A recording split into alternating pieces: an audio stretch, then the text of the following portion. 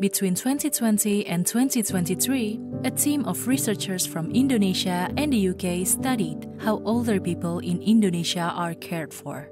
They looked at different care arrangements, tried to understand the role of different actors in people's care networks, and develop recommendations for improving the quality and sustainability of care. Indonesia's older population, currently comprising 11% of the total population, is a highly diverse group. Their well-being, living conditions, and care needs are influenced by the region in which they reside.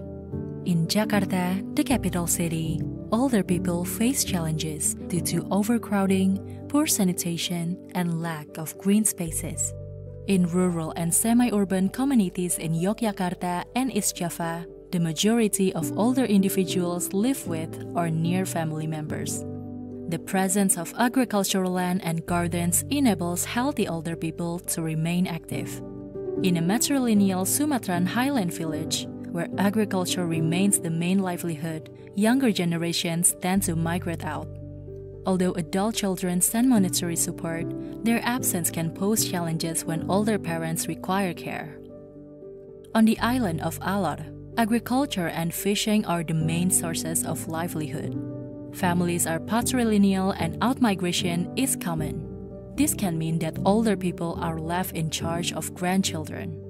Despite the diversity among older Indonesians, the majority remain active by working, volunteering, caring for grandchildren, or providing care for other family members. While most older Indonesians remain active, some require assistance with daily activities or are entirely dependent on others due to health or cognitive decline. Unfortunately, care-dependent individuals are often invisible in their communities as they are confined to their homes. Ya memang omong yang tidak bisa, tapi dia bisa sendiri datang dibuka, buang air kecil, besar tidak bisa. Napa? Simbah nganu keluhanipun sakniki napa nggih? Keluhan. Oh, nggih niki sakit. Pun diobati dereng? Oh, diobati dipijet napa? Oh, nang pundi? In Indonesia, families are primarily responsible for caring for older people, with daughters and daughters-in-law providing most of the care. Saya sangat senang, saya kira anak itu diperhatiin. Ya. Kondisi saya 10 tahun ini adalah siap. Sangat diperhatiin anak-anak. Makan siang, makan, pulang narik, udah ada makan lalu nasi. Sore pun begitu. If the older person is married, the husband or wife is often the main care provider, which can be challenging if the carer also has health problems or a disability. Apa-apa istri saya setiap hari dibantu istri saya. Dan makan, minum, cuci pakaian, minum obat darah tinggi. Pak Ija from Yogyakarta is a widow with a daughter living abroad. She is one of many elderly individuals without adequate family support. Menurut saya, lansia yang tinggal sendiri di rumah dalam artian kasihan ya Mbak ya, karena nggak ada yang menemani.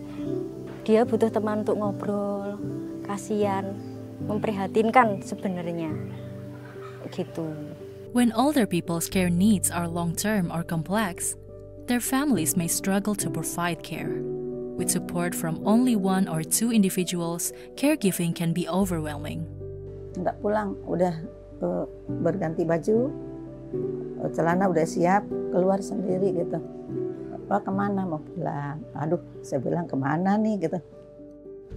Ada rasa capek, tapi mau bilang apa? Harus jalan. Kedua lah diurus, baru ke cie-cie. Nah, mungkin surang juga kedua diurus. Orang kaya iyo laki iyo kan. Nah, itu diurus kedua. Kan iyo nak. Nah, itunya dah. Nah, diurus Pak Alor. A lack of resources can make it challenging to provide quality care for older individuals. families may be unable to afford assistive devices, such as incontinence pads or wheelchairs. And caregivers may struggle to balance care responsibilities with paid work. Untuk merawat saya enggak, cuman Pampers kalau lagi habis, aduh. Emang sih adik pada ngasih sebulan sekali, satu orang sebal. Sebal itu kan 12 biji isinya ya. Cuman untuk berapa hari aja kan, kesininya saya tiap hari. Kadang-kadang kalau saya punya duit 20.000, saya beli 2 aja gitu. Untuk pagi sama siang ini nanti nih, entah sore saya beli lagi. Tapi kalau untuk makan mah alhamdulillah sih, kadang-kadang ada tetangga juga suka ada yang ngasih ya. Family caregivers require essential supports, such as knowledge and skills to properly care for older individuals.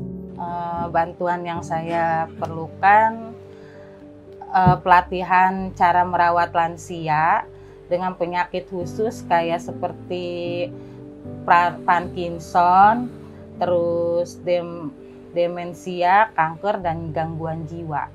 Sering dijumpai caregiver dari keluarga mempunyai pengetahuan yang kurang tentang cara merawat lansia, sehingga cenderung akan mengalami beban yang tinggi dalam merawat lansia.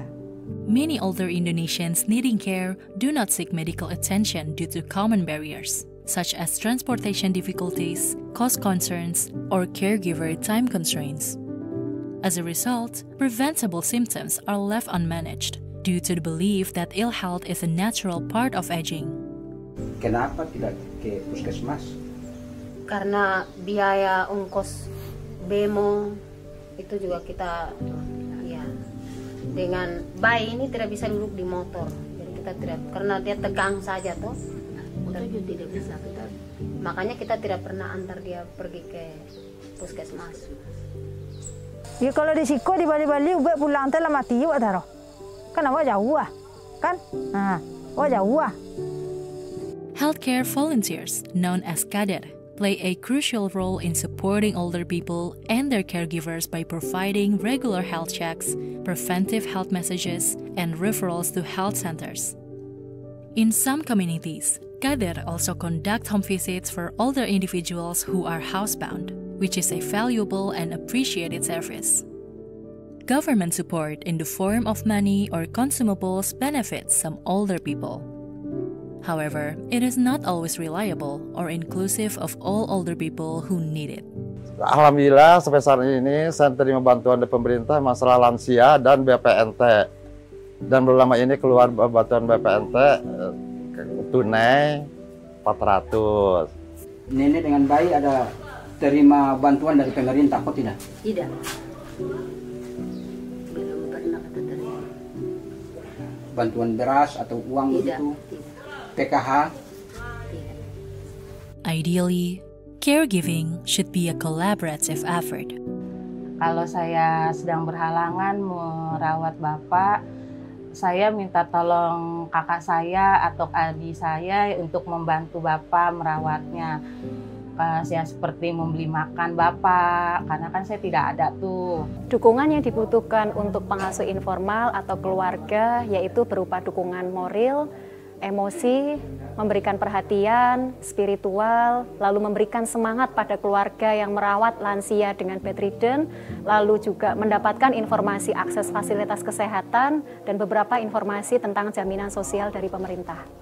Begitu, jadi kita harus kasih motivasi juga di keluarga dengan ini, apalagi di orang tua harus kasih tahu orang bilang baik nenek tersendiri begitu, ada keluarga dekat, ada juga tenaga kesehatan dekat yang selalu sama-sama dengan bayi dan nenek.